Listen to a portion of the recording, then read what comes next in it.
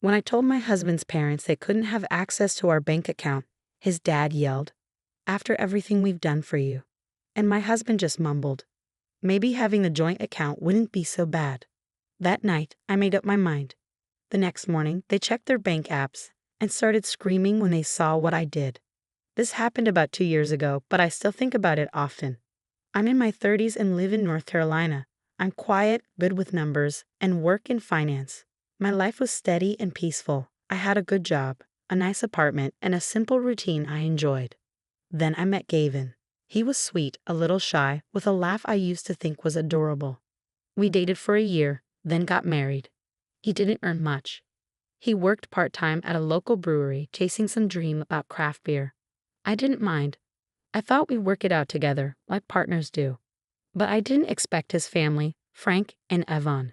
I remember the first dinner with them: roasted chicken, green bean casserole, peach cobbler.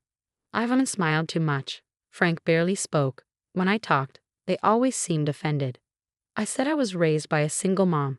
Frank replied, "No wonder you're so independent." I said I love my job. He said, "Women today love their jobs more than family." Yvonne just gave me this look, like she was praying for me. I laughed it off. I figured they were just old-fashioned. I didn't think they'd become a problem. I was wrong. They helped pay for part of the wedding. I was thankful, but every dollar came with control. They picked the venue, made guest list suggestions, and Frank gave a speech about how strong marriages need strong husbands. I didn't say anything. I didn't want to make a scene. I told myself Gavin was different. And for a while he was. Before the wedding, we agreed to keep our finances separate. We split the bills, though I paid most of them. It worked, at first. But after the wedding, Gavin started spending more time with his parents. He started repeating what they said. We should save more. We should think about kids. It's weird we don't have a joint bank account. I told him I liked how things were. I was careful with money. I had savings plans, maybe even buying a house someday. I didn't want to join accounts until we were on the same page. He said okay, but I knew it bothered him. One Sunday, we went to dinner at his parents' place again. The food was the same. The tension was worse. During the meal, Frank said, "Maya, we think you need to stop acting like an outsider." I said, "What do you mean?" "We helped you get married. We've always supported Gavin. And you won't even give him access to a joint bank account." I looked at Gavin. He just stared at his plate. Frank went on, "After everything we've done, the least you could do is trust your husband with money." I asked Gavin, "Is that what you think too?" He mumbled, "Maybe a joint account wouldn't be so bad." I was shocked. We had agreed on this. Now he was changing everything, just because his dad said so. I didn't yell or cry. I smiled, and I started planning. That night, after Gavin went to bed, I stayed up. I checked every account and document. I made sure everything I built was safe. The next morning, I got to work early. I moved all the money from our shared savings, money I put there, into a private account under my name only. I closed the shared credit card Gavin never helped with. I removed his name from any access to my personal accounts. I changed all my passwords. I told my work to deposit my pay into my new account. I even backed everything up, just in case. I asked our landlord to put the lease in my name only. She agreed. I had great credit and always paid on time. That morning, around 10 a.m., Gavin texted, "Hey babe, something's wrong with the bank app. I can't see the account." I ignored it. Then he called. I didn't pick up. Then his mom called. Then his dad. Frank left a voicemail. He was furious. "This isn't just your money. This is a marriage. We gave you everything, and this is how you repay us." I listened once. Then I sat back and let it all sink in. That night, Gavin came home. "Can we talk?" he said. I nodded. "Why'd you move the money? Why'd you close the card?" "My dad's freaking out." I asked, "Why is your dad freaking out about our bank accounts?" He didn't answer. I said, "You wanted a joint account, but really your parents wanted my money." He tried to defend them. "They just want to make sure we're secure." "No, they want control, and you were going to hand it over." He said nothing. I looked him in the eyes. I did what I had to do. I protected myself. That night, he didn't sleep at home. For the next 3 days, he stayed at his parents' house. I didn't call or text, I just moved on with my life. He opened our old shared budget document and renamed it. Do you even love me? Really mature. I kept going, went to work, walked my dog, slept peacefully. But then weird stuff started happening. I found a church flyer under my windshield that said, "Wives, submit to your husbands." It was from Frank and Yvonne's church. I started getting strange emails, no message, just subject lines like "Repent or marriage is forever." I knew it was them. A neighbor told me Gavin had been sitting outside our place at night, just watching from his car, lights off, not coming to the door, not texting. Then my boss called me in. She said she got a weird voicemail from someone claiming I was using company tools for personal reasons. It was Frank. He used his real name. I laughed. My boss and HR didn't take it seriously, but that's when I realized this wasn't about money anymore. They wanted to ruin me. That night, Gavin came to the apartment. He still had a spare key I forgot to take back. He walked in like everything was normal. I was sitting on the couch with a face mask on, watching TV. "Hey," he said, like it was no big deal. "You need to leave," I told him. "Can we just talk?" I paused the show. He sat at the edge of the couch, not looking at me. "I talked to a lawyer," he said. "About marriage stuff. He told me I might be able to get part of the savings if we split up." I stared at him. "You didn't earn any of that. But because we're married and this is North Carolina." I stopped him. "Really? You got a lawyer because your dad told you to?" He didn't say anything. Then he said, "They just want to make sure I'm not being taken advantage of." I laughed so hard I couldn't stop. "You? Taken advantage of?" "I paid the rent. I bought the groceries. I helped with your student loans. I even paid off your credit card." He looked uncomfortable. "That was a gift," he said. "No, that was me taking care of someone I loved. And now you're standing here, talking about what you think you're owed." He didn't respond, just looked down. Then he tried to hug me. I stepped back. "Leave, now." 2 days later, I got a letter at work. Gavin filed for financial mediation. He wanted someone to split our money fairly. But I was ready. I had all the proof, receipts, bank transfers, payment records, texts where he thanked me for paying the bills. I got a lawyer and paid in full. We filed a reply with 68 pages of documents showing Gavin paid less than 12% of our expenses. He had no right to my personal accounts. But it wasn't over. Frank started posting on Facebook, calling me an ungrateful daughter-in-law who ruined his son with money and pride. He even tagged me. Yvonne sent me an email saying she was heartbroken and that I was going against God's plan for marriage. She also said they were praying about how to handle me. Creepy. Then I got a call from Gavin's sister, Rachel. We'd only met once. She lived far away. "I just wanted to say, I know what you're going through." "Really?" "They tried the same thing with my husband. Said Mom needed emergency access to his bank account. It started small. Then they tried to sell our car without asking." "You got away?" "Yeah, that's why we moved." "You're not crazy. Stay strong." A few weeks later, I got another letter, this time from a different lawyer. Frank and Yvonne were suing me.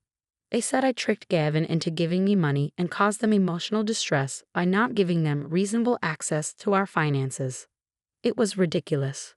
But it wasn't about money anymore. It was about power. They wanted to make it official. They wanted something legal to say I was the bad guy. But I was already way ahead of them. When I got the letter from Frank and Yvonne's lawyer, I laughed right there in my kitchen. They said I caused emotional distress and took money unfairly, like I was some scammer who tricked Gavin just to steal from his parents. Even worse, they added screenshots from Venmo. Stuff like $40 for dinner or $25 for Gavin's medicine. That was their proof they supported me. That same week, something unexpected happened. Rachel flew in from Ohio. She asked me to meet for coffee, said she had something important. We met at a small cafe. She looked serious. "Do you know about the trust fund?" she asked. "What trust fund?" I said. She showed me documents on her phone, screenshots of legal files. Turns out Frank had set up a trust fund in Gavin's name years ago, but only Frank and Yvonne could manage it. Gavin couldn't touch it without their approval. Rachel found out about it during her own fight with him years ago. "They control it," she said. It was supposed to help all of us. But they rewrote it so only Gavin gets it, and only under their control. So they have all this money in Gavin's name, I said, but they're coming after mine. They don't want your money, Rachel said. They want control. Over you. Over Gavin. And he's too scared to stop them. Then everything started making sense. They didn't just want a joint bank account. They wanted access. Power. Once I was tied in, they'd start shifting money, signing things, and controlling me the same way they controlled Gavin. This wasn't just manipulation. It was a plan. And Gavin didn't even know. Rachel believed Frank had lied to him, told him the fund was empty or used for the wedding or invested somewhere. Gavin always felt like his parents didn't help him enough. He had no idea they were holding his own money hostage. It explained everything. The guilt trips, the obsession with the joint account, the anger when I moved my money. Frank and Yvonne weren't protecting Gavin from me. They were hiding the truth from him. After that coffee, I went home and made a list not to burn everything down, but to hit them where it hurt. I wasn't just going to defend myself. I was going to expose them. Then something even wilder happened. I opened Gavin's old laptop, the one he used during our marriage. He'd left it with me, said I could keep it. I was clearing it out when I noticed a strange program running. It looked like spyware. I checked deeper. It was a program that let someone watch the screen, access files, even turn on the webcam, without anyone knowing. I felt sick. The activity logs traced back to Frank's IP address. I recognized it from when he used our Wi-Fi once. They were watching us. I shut the laptop down and took it to a tech friend. He confirmed everything. The spyware had been installed after the wedding. It had been running for months. I told my lawyer. She was shocked. We filed a cyberstalking report and started getting a subpoena for internet records. Then Gavin reached out. He said, "Can we talk?" I didn't know they were doing all this. I agreed to meet, but only with Rachel there too. We met in a public park. Gavin looked terrible, like he hadn't slept in days.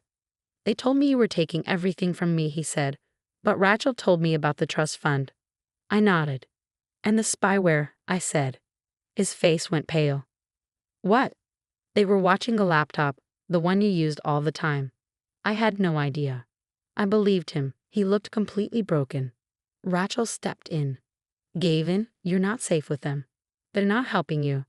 They're using you." He sat on a bench and buried his face in his hands. I didn't say I was sorry. I wasn't. But I did feel something. A few days later, Gavin sent me a screenshot of an email. Frank had accidentally copied him. It was meant for Yvonne. Subject: Plan B, get her out. Message: if she doesn't give in, we'll push the she's unstable angle. Say she's emotional. Get people to back us up. Maybe claim she's cheating. She has no family near. No kids. She'll fold. Gavin sent it with one line. "I'm sorry. I didn't know they'd go this far." I read it 5 times. Didn't cry. Didn't scream. I smiled. Because now I had what I needed. I wasn't going to keep it quiet. I wasn't going to let lawyers deal with it behind the scenes. They wanted to shame me in public. I'd return the favor. Gavin agreed to a marriage mediation, a meeting with a neutral mediator to try to work things out or end things cleanly. We met in a small downtown office, simple room, long table. Gavin sat across from me, his lawyer on one side, mine on the other. The mediator asked if anyone wanted to speak first. I said yes. I have some new evidence to share. I handed over 2 things: the email from Frank about framing me, the cyberstalking report we filed with the police. Gavin stared at the email. His face went white. "This is real," he whispered. I nodded. "My in-laws have been watching us, lying, trying to ruin me." My lawyer added, "They also filed a fake lawsuit. We have full proof it's false." Gavin's voice shook. "I didn't know. I swear." The mediator asked, "Are they involved in this mediation?" I said, "Not yet. But they should be." A week later, at the next session, Frank and Yvonne walked in, smiling like they were heading to church. What Frank and Yvonne didn't know was that Rachel had come back, this time with proof. She brought a stack of documents, papers showing she had removed herself from the family trust fund, bank transfers that Frank had forced through, statements showing someone had faked her signature years ago. The mediator asked if we all wanted to continue the session together. I nodded. Then Rachel stood up. I want to speak first, she said. She looked straight at her parents. I'm done pretending. You've controlled us for years. You ruined my first marriage. You tried to destroy Maya's. You lied about Gavin's money. You spied on them through a laptop. And then you tried to fake a mental breakdown to take control of everything. Frank jumped up. Watch your mouth, he barked. Rachel didn't move. You forged my name, Dad. The room went still. The mediator gasped. Even Gavin looked shocked. Then Yvonne spoke in a cold, fake, gentle tone. We only did what we had to do to protect our family. Maya doesn't respect Gavin. She cuts him off from us. I finally spoke up. No, I supported Gavin. I pay for everything. I gave more to him than you ever did. You just wanted control over me. Frank's face turned red with anger. You think you're better than us because you have a job? Some money? We gave you a wedding. I didn't ask for it. I shot back. You pay for it so you could own us. That's not love. Silence. Gavin looked up, trembling. You told me the trust fund was gone, he said to his dad. Was that a lie? Frank didn't answer. Was it a lie? Yvonne tried to speak. Sweetheart. Just stupid, Gavin yelled. And then he broke down crying. Frank and Yvonne walked out. No apology. No excuses. Just silence. Frank muttered something under his breath, like he was the victim. Rachel stood next to Gavin while he cried. I stayed in my chair. The mediator called for a break. Outside, Rachel turned to me and said quietly, I think you saved him, even if he didn't deserve it. I nodded. Maybe, but I didn't do it for him. I did it for me. After that, the lawsuit disappeared. My lawyer pushed back hard, threatening to countersue for harassment and cyberstalking. Frank and Yvonne gave up fast. The cyberstalking report was still being looked into, but they knew I had proof and that I wasn't afraid to go public with it. Gavin and I officially signed separation papers. He'd apologized. He cried. He seemed truly sorry. But I didn't take him back. Some damage can't be undone. Rachel cut off all contact with their parents. She told me later that Frank got kicked out of his church after word got out about the spying. Turns out even judgmental people draw the line at hidden cameras. I moved to a new city, got a promotion, bought myself a little house, quiet, safe, mine. Sometimes I still feel tired, not sad, just worn down. Because it wasn't just about a bad marriage or pushy in-laws. It was about being lied to in the name of love, being controlled and called protected, being manipulated like it was some kind of family tradition. But I saw it, and I said no. That's what I'm proud of. People like Frank and Yvonne don't panic when you yell. They panic when they lose control. And that morning, when they checked their accounts, when they realized their games had failed, that's when they screamed. Not because they were hurt, but because they finally knew the truth. They couldn't control me anymore. And they never would again.